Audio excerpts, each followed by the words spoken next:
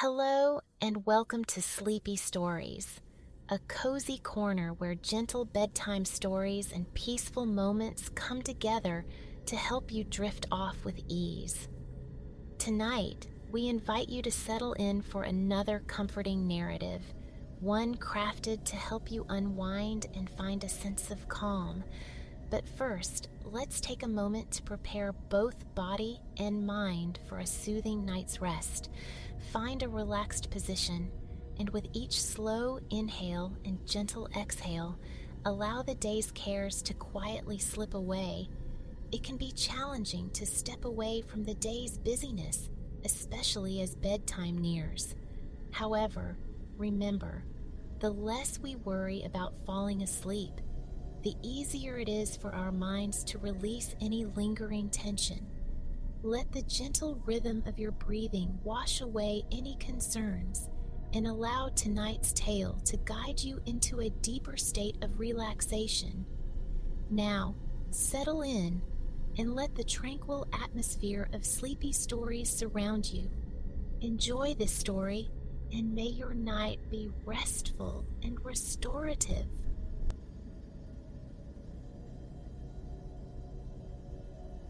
Birdsong spilled from the flowering cherry and apple branches as Auguste Moreau, straw hat shading his eyes, opened the door of his home. He stepped into the morning air, a hand thoughtfully stroking the long silver fall of his beard, his gaze sweeping across Le Jardin Éclatant, his magnificent garden. Dewdrops clung like tiny jewels to the newly unfurled petals, a constellation of pink, violet, white, and crimson. A smile touched his lips, a quiet acknowledgement of the vista's perfection, before he stooped to retrieve a small leather satchel and a folded wooden easel. Down the gravel path he ambled, his steps crunching softly, pausing before a vibrant stand of peonies. Squinting, Moreau appraised the profusion of pink blooms, the intricate density of their petals. Nearby, a honeybee hummed its low, resonant tune. The air, still carrying the night's coolness, surrendered incrementally to the sun's gentle warmth. Yes, he mused, this would be the place. Moreau unfolded the collapsible easel, planting its tripod legs firmly on the gray pathway. Kneeling, he unlatched the satchel, revealing brushes with short, precise bristles, a wooden palette awaiting its chromatic destiny, and an array of oil paint tubes. Even now, 4 decades since their invention, Moreau marveled at the sheer portability these cylinders of pigment afforded. Their convenience liberated him, allowing swift work outdoors, squeezing vivid ribbons directly onto canvas, or blending them into subtle harmonies upon his palette. Painting under the open sky, en plein air, as artists termed it, had been Moreau's devotion since his formative years. As a young man, he'd spent countless hours gazing across the beaches and bustling docks of his coastal hometown, Le Havre, in France's Normandy region. He became a student of the ocean's shifting moods, observing how its colors transmuted with the day's progression or the caprice of the weather. Consider the aquamarine and teal brilliance of waves on a sun-drenched summer afternoon, or the ominous gunmetal gray heralding an imminent storm. Recall the vast navy expanse under a twilight sky, or the profound blackness it assumed at midnight. Moreau dedicated himself to studying these ephemeral variations, striving to capture their fleeting essence in his paintings, some born right there upon the sand. He sought to render impressions, famously titling one pivotal canvas, Impression, Sunrise, back in 1872. When a Parisian critic, intending derision, later branded Moreau and his circle Impressionists, the label unexpectedly resonated. Far from taking offense, Moreau and his compatriots, luminaries like Etienne Durand, Adèle Dubois, and Léon Marchand, embraced it. They were painters of impressions, capturing the transient pulse of moments, day by fleeting day. Today, Moreau smiled again, inhaling deeply, the air calming as he surveyed his chosen spot. He remembered his first encounter with this land, the nascent vision of his personal Eden. In the early 1880s, Auguste Moreau had journeyed on a train that wound languidly through the French countryside west of Paris, past golden wheat fields furrowed by horse-drawn plows and timber-framed houses crowned with thatch.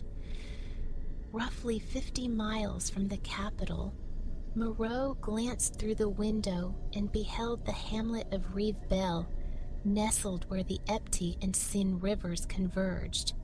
Obsessed as he was with light, he watched the sun's rays shatter across the river's surface in tiny dancing ripples, reflecting upwards to cast an ethereal luminescence upon the leaves of a nearby apple tree.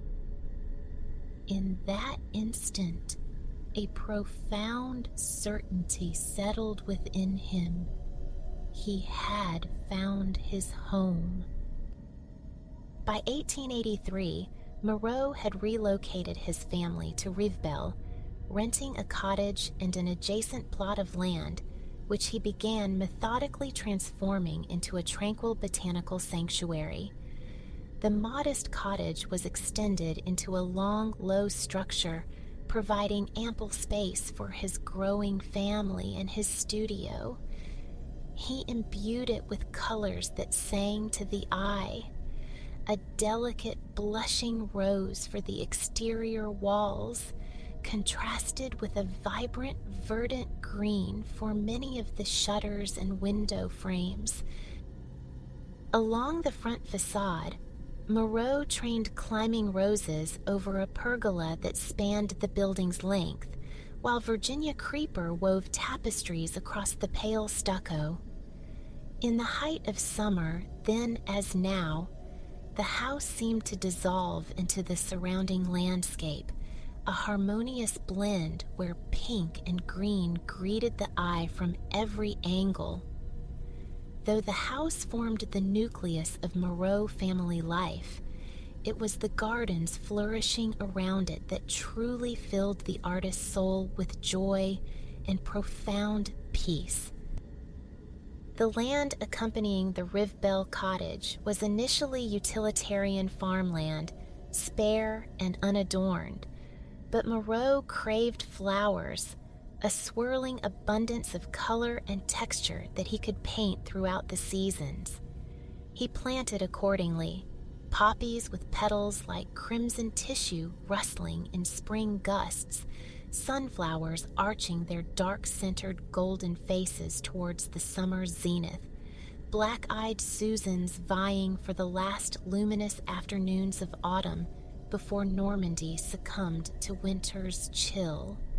Moreau, ever the artist, often selected plants based purely on appearance and hue, prioritizing aesthetic rapture above all else. By the early 1890s, his growing success afforded him the means to purchase the Restful homestead and its surrounding acreage outright. He immediately set about realizing the botanical paradise held captive in his imagination. Moreau envisioned raised beds overflowing, celebrating the untamed spirit of nature allowed its course. It stood in stark defiance of traditional French ornamental gardens, with their rigid lines and meticulous spacing. Moreau's garden would burgeon freely, a glorious excess of contrasting tones and textures. He juxtaposed humble blooms, like sweet white and yellow daisies with exotic Japanese apricot trees. Green metal trellises formed elegant arches over a gravel walkway, offering support for cherished climbing roses whose heady perfume he could already anticipate on the air. This garden became known as Le Jardin Éclatant, a magnetic draw for the artist then, and for visitors still.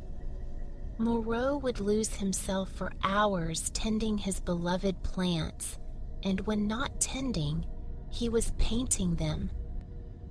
Now, on this crisp spring morning, his plantings thrived, refreshed by a gentle overnight shower. No immediate tending was required. It was time to paint.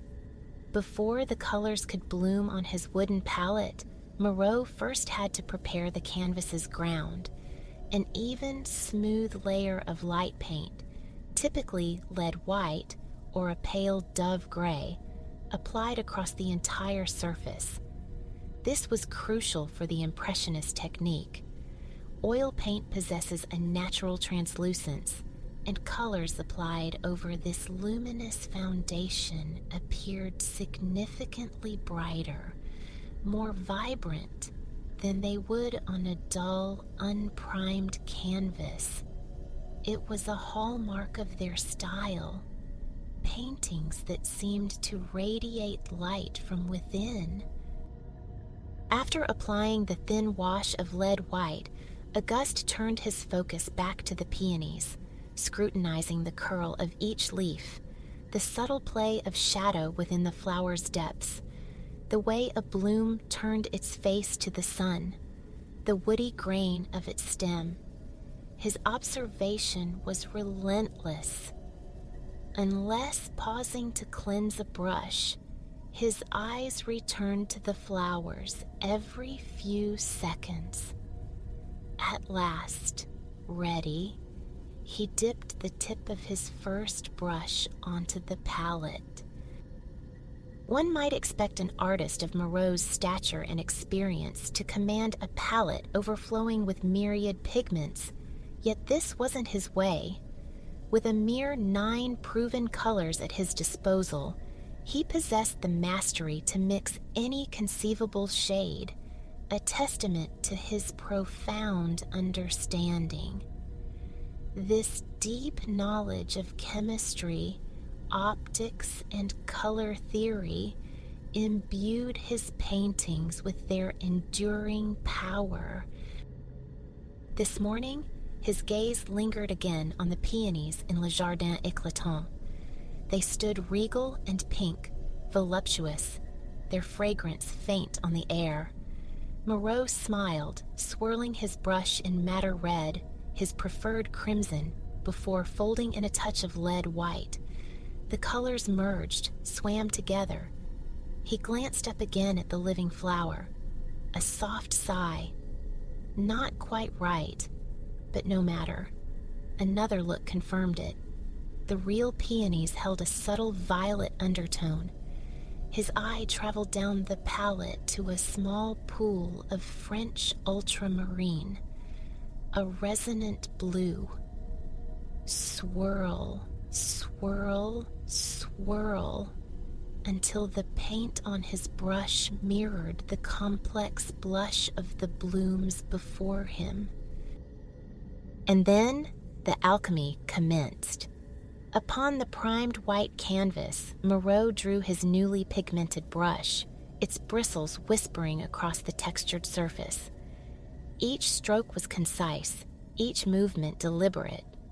Repetitive dabs coalesced, slowly resolving into something recognizable, a single petal belonging to an abundant flower. The process was unhurried, almost meditative.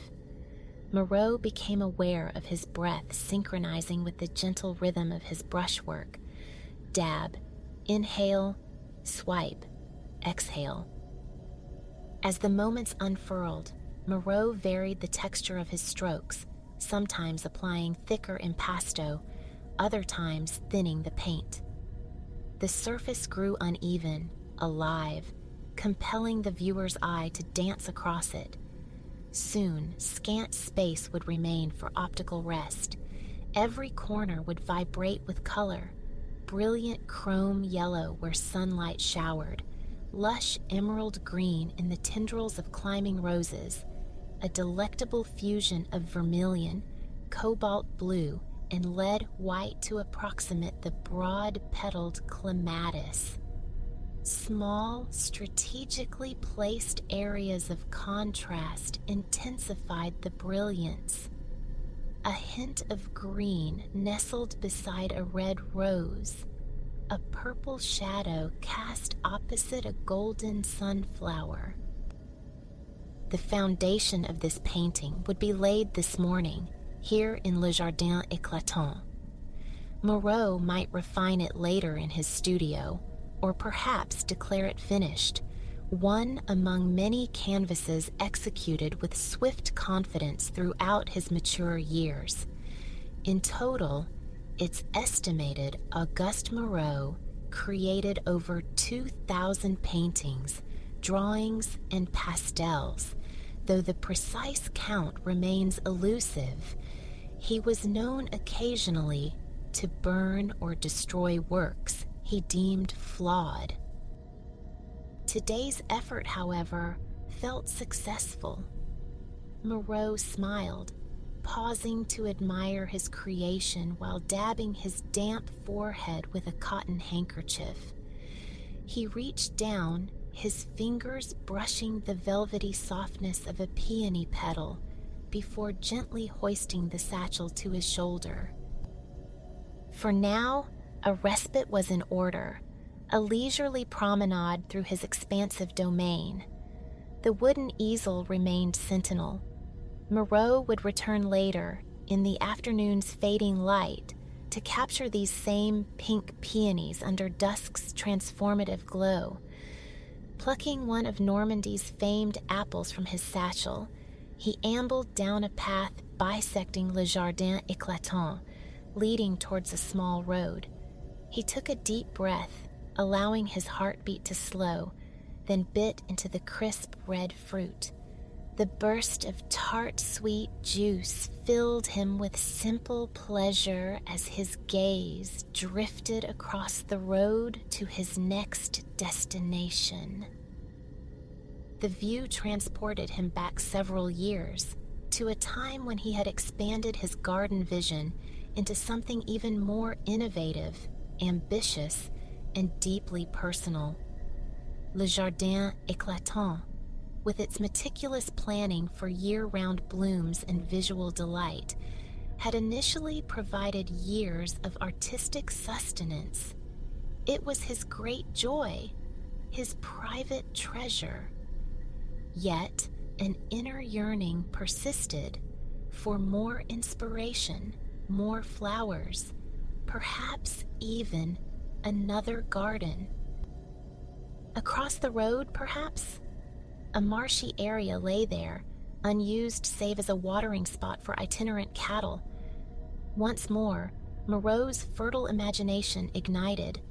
He pictured, upon that sodden ground, a floating garden, a pond brimming with aquatic flora. The genesis of this idea likely stemmed from Moreau's profound admiration for Japanese culture, a fascination shared by many in Western Europe during the late 19th century. He had encountered Asian water gardens depicted in Japanese prints, which he collected almost as avidly as he gathered plants for Le Jardin Éclatant. Within years, Moreau had accumulated over 200 Japanese woodblock prints. A water garden represented the perfect synthesis of his passions: botany, culture, and inevitably art. By 1893, Moreau had acquired the coveted parcel and embarked on the demanding task of transforming it. By 1895, it already bore a strong resemblance to the celebrated sanctuary he approached today. Crossing the road, he descended towards his Japanese water garden, L'étang Miroitant. Luxuriant weeping willows trailed emerald tresses over a serene pond. Woody green bamboo flanked the water's edge. Japanese maples, alongside Asian varieties of peonies and wisteria, contributed vibrant accents of color. Here, Moreau had masterfully interwoven Asian aesthetics with the Norman landscape. Most striking were the two curved Japanese bridges Moreau commissioned, their delicate arches cresting gracefully above the water. Diverging from tradition, where such bridges are typically painted vermilion, Moreau chose a bright blue-green. This Japanese bridge would itself become a recurring motif in a series of paintings, capturing its elegant curves through every season and atmospheric veil, the fiery tapestry of autumn foliage, the ethereal mists of a chill winter morning.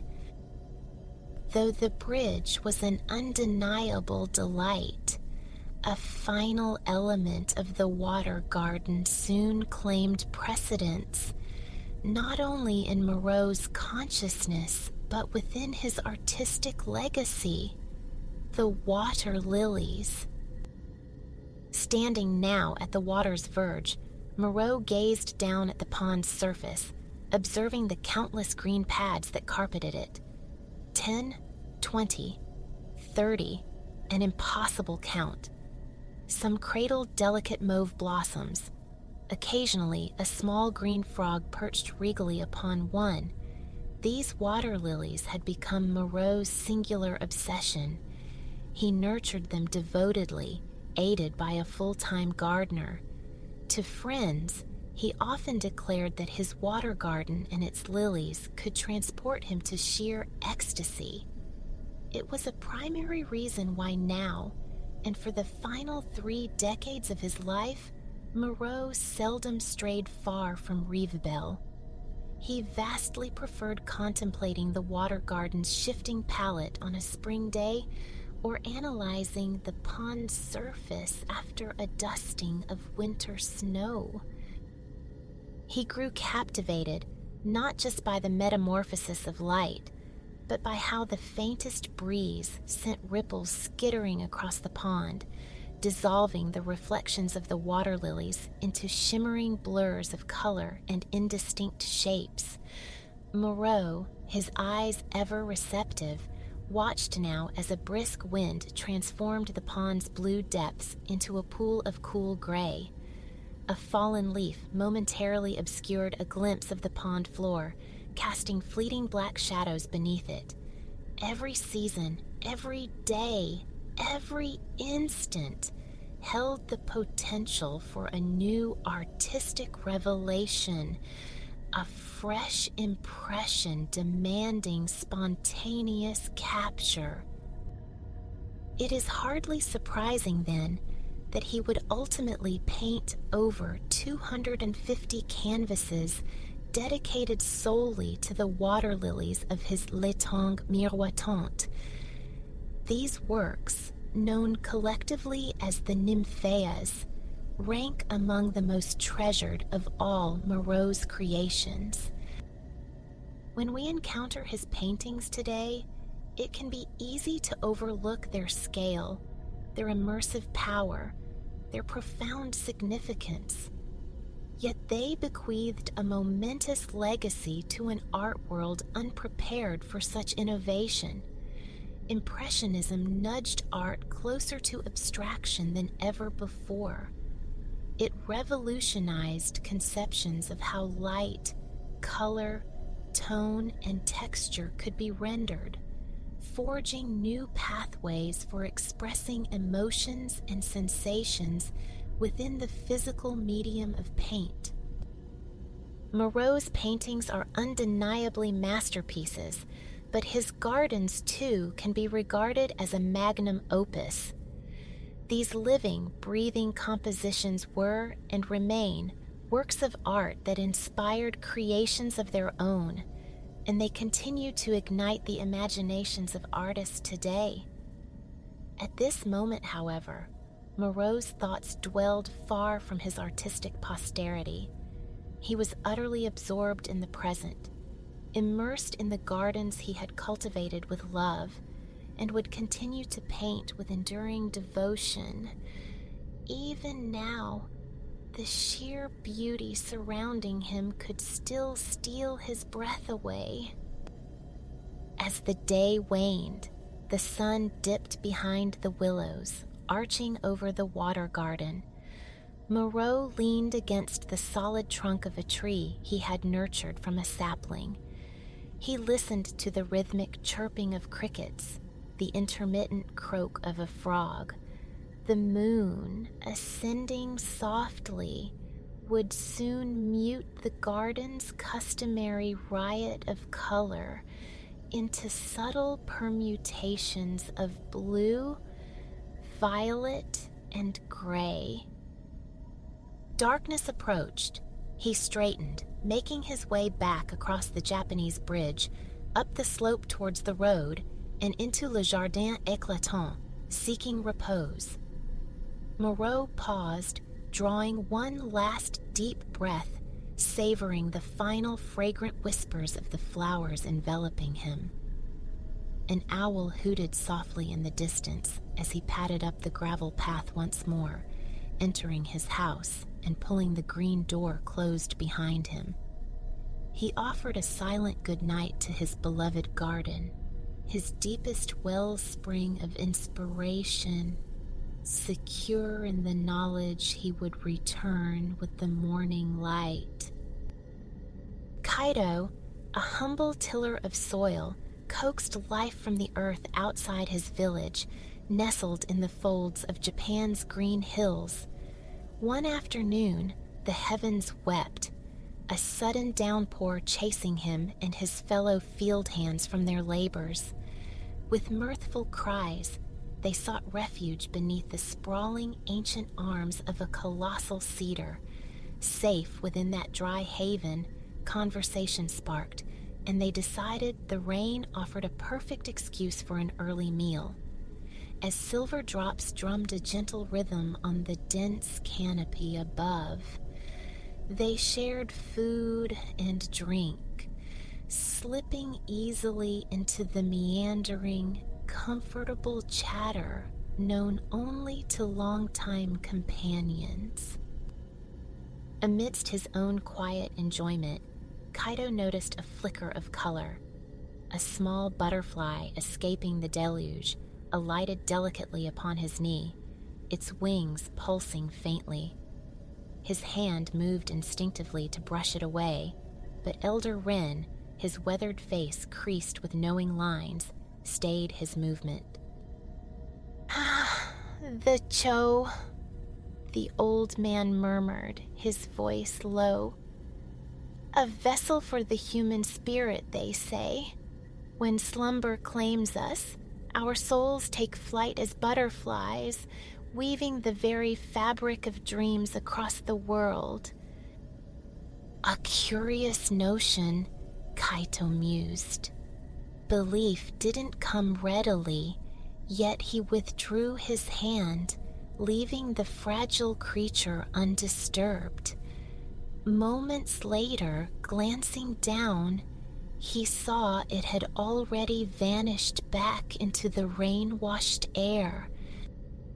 Soon, a comforting warmth spread through Kaido, fueled by savory broth and glutinous rice. Contentment settled deep within him. Resting his head against the cedar's immense textured trunk, his thoughts began to drift, buoyed by the soft cadence of friendly voices nearby. Effortlessly, sleep claimed him. He surfaced slowly, reluctantly, from the depths of slumber. The pleasure of waking beneath a sheltering tree, the clean, sharp scent of cedar perfuming the damp air. It was a simple, profound comfort. Yet, as Kaido lay nestled against the yielding bark, a stillness registered. The familiar murmur of his friends' voices had ceased. Opening his eyes, he found himself utterly alone amongst the gnarled, serpentine roots of the great tree. No one. Only the persistent drip, drip, drip of raindrops cascading from leaf to patient leaf broke the silence. His friends must have returned to the fields, he reasoned, leaving him to his rest. But scanning the landscape revealed nothing. A thin mist, born of the rain, now coiled around the trees, obscuring the distance. With each passing second, the fog seemed to coalesce, thickening into an ethereal shroud. Kaito strained his eyes, peering into the swirling gray. From its densest heart, shapes emerged, indistinct at first, then resolving into figures approaching him. A procession, grand and numerous. As they drew nearer, the truth struck him. These were no farmers. Such opulent silks had never graced village fields. Such intricate gold pins never adorned simple peasant hair. Such ornate sandals never trod muddy paths. Recognition dawned. He stood before emissaries of royalty. Hastily, Kaito scrambled upright, bending low in a gesture of profound respect. The procession's leader, an older gentleman with eyes that held a surprising sparkle, approached and bade Kaito rise. The bow, he explained gently, was unnecessary. They were messengers, dispatched by the Empress of this realm, seeking him specifically. They required his aid in a matter of grave importance. Kaito straightened, taking in the breathtaking sight of the assembled courtiers. Each figure shimmered in robes of crimson and gold silk, whispering softly with every slight movement. Their hair, black as polished obsidian, was sculpted into elaborate, gravity-defying arrangements. An invisible cloud of fragrance enveloped them, the most exquisite perfume Kaito had ever encountered. With every inhalation, his senses swam in its complexity. Warm cinnamon, pungent cloves, exotic cardamom mingling with the sweet breath of hibiscus, lilac, and jasmine, sharpened by hints of orange and pomegranate. It was as if the very air announced their noble passage. What could such an august assembly possibly need from him? A mistake, surely, he stammered, explaining his simple station as a farmer. Yet, if they had journeyed so far, he would offer what little assistance he could. The old man's smile was warm, reassuring. There was no mistake, he insisted. Kaito was the one they sought. The Empress herself had requested his presence. They beckoned him forward. Though bewildered, Kaito found their certainty compelling, their purpose irresistible. He acquiesced, joining their ranks. They afforded him a moment's privacy to exchange his rough-spun clothes for robes of celestial blue and shimmering silver, the traditional attire, they explained, for a guest of the Empress. Donning the garments, Kaito had to admit, if this was a case of mistaken identity, the intended recipient must bear an uncanny resemblance to him. The robes fit flawlessly, as if tailored precisely for his frame. The procession turned, beginning its journey back towards the Empress, Kaito trailing in their wake, awestruck. He marveled at the silken robes he now wore. The fabric felt impossibly light, ethereal, yet it shielded him from the damp chill of the fog far better than his thickest cotton tunic ever could. Even the sandals seemed to cradle his feet, transforming his steps into a buoyant glide like walking on condensed air. Lost in the sensory richness of his new reality, time dissolved. Before he quite registered the passage, they stood before the gates of a magnificent palace. Guards, clad in gleaming red and gold armor, swung the massive portals open, admitting them into a world beyond his imagining. The Empress's chambers were a treasure trove, overflowing with wonders Kaido could scarcely comprehend. Tapestries woven from threads finer than moonlight adorned the walls, depicting pivotal moments from the kingdom's chronicles in vibrant detail. Every inch of the floor lay hidden beneath plush rugs, luxurious furs, or intricately patterned bamboo mats of unparalleled craftsmanship. High above, the ceiling was a constellation of delicate glass panes, promising glimpses of the heavens. Kaido pictured himself reclining on a soft rug at twilight, watching the stars ignite, one by one, through those celestial windows. The Empress herself wore robes of the purest, most luminous, cream-colored fabric Kaido had ever beheld.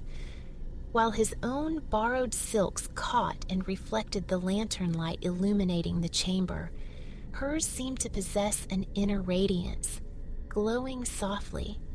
Crimson threads embroidered across the fabric formed clusters of small, round lychee fruits, rendered with such succulent realism that Kaido felt his mouth water involuntarily. Then the Empress spoke. Her voice was a mere whisper, yet it resonated with undeniable authority, carrying effortlessly through the hushed chamber, every ear strained to catch her words. She revealed they had observed Kaido for some time, noting his profound connection to the land, his exceptional skill in cultivation. He possessed precisely the qualities needed to rejuvenate a certain part of her domain, a small island blessed with fertile soil and diligent inhabitants, which had nonetheless fallen upon difficult times. The entire realm, she declared, would be indebted if Kaido would consent to serve as its governor. Overwhelmed, uncertain how else to respond, he accepted the honor with humble grace. The Empress smiled, a subtle curve of her lips that confirmed her wisdom. She had chosen well. Kaido spent the ensuing days within the palace walls, preparing for his voyage to the island province, situated like a jewel in the midst of a wide, flowing river. The sheer improbability of his fortune still stunned him, but the whirlwind of preparations left little room for contemplation. At last, the day of departure dawned. Accompanied by several learned advisors, Kaito embarked on his journey. They traversed landscapes that felt like the breadth of Japan itself, over rolling green hills, through sun-dappled fields, passing great cities humming with life and quiet villages lost in time. The final stage required crossing the vast river, a passage undertaken aboard a splendid wooden vessel whose billowing sails matched the creamy luminescence of the Empress's own robes. On the ship's deck, Kaito finally allowed his mind to quiet. Standing at the prow, he closed his eyes, feeling the gentle warmth of the sun kiss the backs of his hands. The fresh river breeze threaded through his hair, loose strands dancing lightly against his cheeks. Seabirds exchanged cries overhead, a counterpoint to the soft sigh of the current against the hull. The serene, rhythmic rocking of the ship reminded Kaido of his simple hammock back home, swaying gently in the warm summer air. Before long, the island emerged from the haze, a verdant promise on the horizon. The ship navigated smoothly towards the waiting dock. The moment Kaido stepped ashore, he felt it. The Empress had spoken truly of the soil's richness. The earth beneath his feet felt alive, springy and moist. Tall, luxuriant grasses carpeted every visible expanse, and magnificent trees soared towards the sky, offering cool respite from the sun's gaze. His advisors guided him towards the governor's estate, his designated residence and workplace.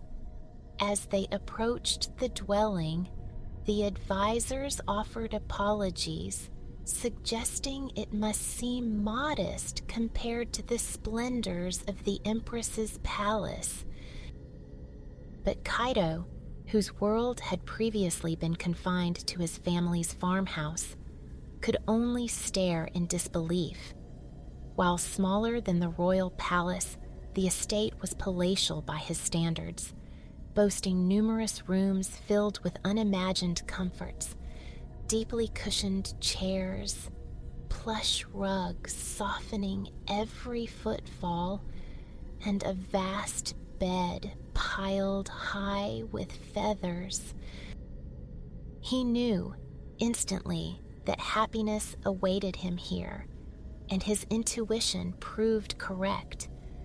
Though initially daunted by the weight of his new responsibilities, over the course of his first year, Kaido immersed himself in the island's rhythms, learning the ways of its people, understanding their lives. Through collaboration and shared effort, they coaxed forth the first truly bountiful harvest the island had seen in over a decade. To commemorate this triumph, Kaido hosted a magnificent feast, ensuring every single citizen shared in the celebration. Thus, the years flowed by.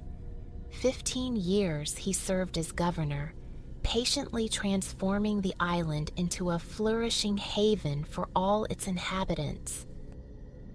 The once wild woodlands were gently tamed, pruned into orderly orchards yielding the sweetest plums, cherries, and pears in the entire kingdom. The fields, previously neglected, now produced more rice and grain annually than the islanders could consume in 10 years. Kaido diligently arranged for the surplus to be transported across the river, sharing the island's prosperity with the wider realm. As governor, Kaido earned the deep affection of the island's people. He mediated disputes with fairness and gentle humor. He orchestrated joyous celebrations for births, weddings, and milestones. He even found moments to return to his roots, working alongside the farmers in the fields, reconnecting with the earthbound skills that had brought him here. Then, one day, a messenger arrived from the Empress. An attendant, traveling by boat, delivered the summons. It was time for Kaido to return whence he came. The Empress, the attendant assured him, would forever remember his invaluable contributions, as would the island's grateful populace. A pang of sadness struck Kaido. This place had become a true home. That evening, however, his advisors surprised him with a farewell celebration exceeding all previous festivities. The food, the drink, the spirited dancing. It was the pinnacle of island revelry. When the last echoes of the feast faded and Kaido had bid farewell to the final lingering guests, he sought his bedchamber. Sinking into the immense feather bed, he felt the mattress envelop him in a soft, warm embrace. Consciousness began to fray, drifting towards the welcoming shores of sleep. But before succumbing entirely, he cast one last look upwards. Upon his arrival, he had requested a single modification to his chambers, the installation of small, delicate glass panes in the ceiling, allowing him to watch the stars emerge. Gazing at them now, he saw their distant, diamond-like twinkling against the velvet sky. Within moments, Kaido slept. The following morning, the Empress's attendant escorted him to the dock. The ship waited, silent upon the water, poised to carry them back to the mainland. Kaido took a final lingering look at the island as he boarded, the thriving orchards, the fertile fields, the prosperous village nestled in the distance. Then the anchor was raised, the ship ready to depart. As they pulled away from the dock, a fog began to roll across the water. It was peculiar, thick and opaque, yet strangely warm, soft like a cotton blanket against his skin. Soon the fog grew so dense, Kaido couldn't see more than an arm's length ahead. He closed his eyes against the white oblivion. When he opened them again, the boat was gone. He was back beneath the giant cedar, his friends gathered around him, their familiar faces regarding him with curiosity. He blinked, disoriented, running his hands through the cool, damp earth, still moist from the earlier rain. One of the farmers chuckled, "Enjoy your rest, Kaito?" Slowly, feeling the strangeness of the question, Kaido asked, How long was I asleep?"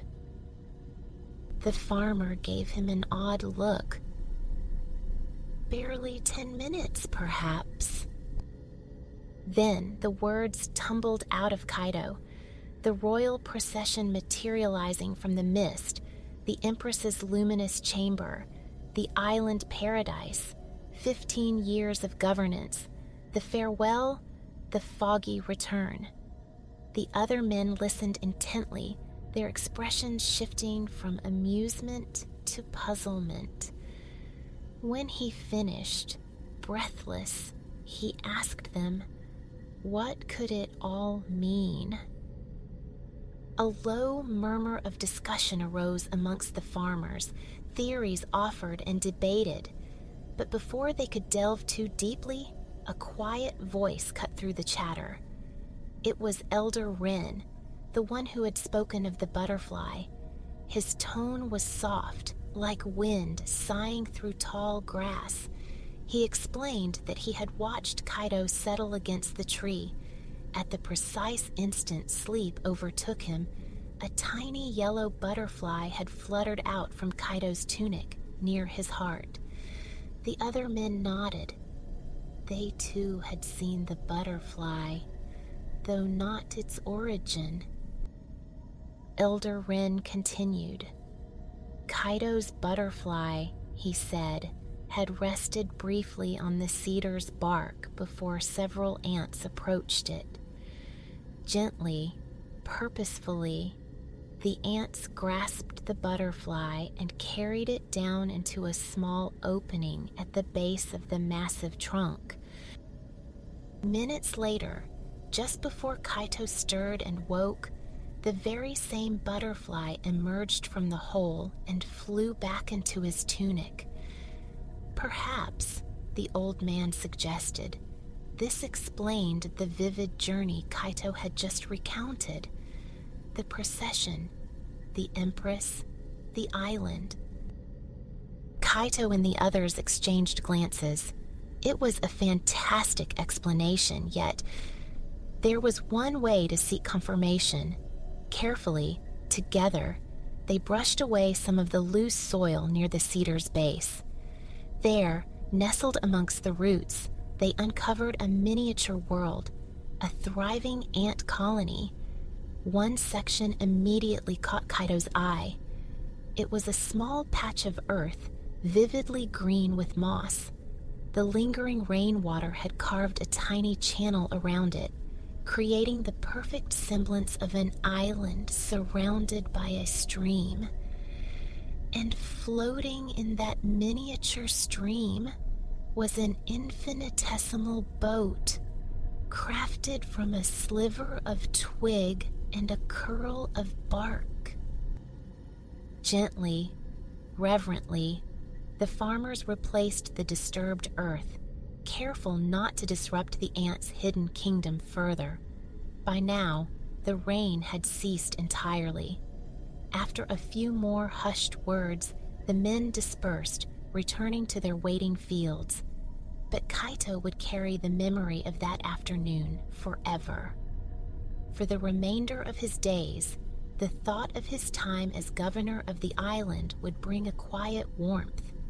Each day spent plowing, sowing, and reaping in his familiar fields, he would feel the sun on his back and recall the impossible softness of silk robes.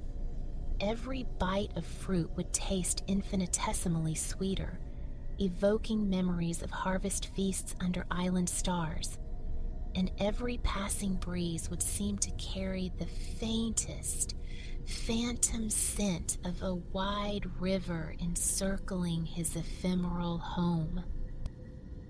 And it need hardly be said that before Kaito finally left the shelter of the great cedar that day, he placed half of his uneaten lunch near the entrance to the ant colony, a final, silent offering of gratitude to his hosts, the architects of a wondrous adventure, a dream given substance.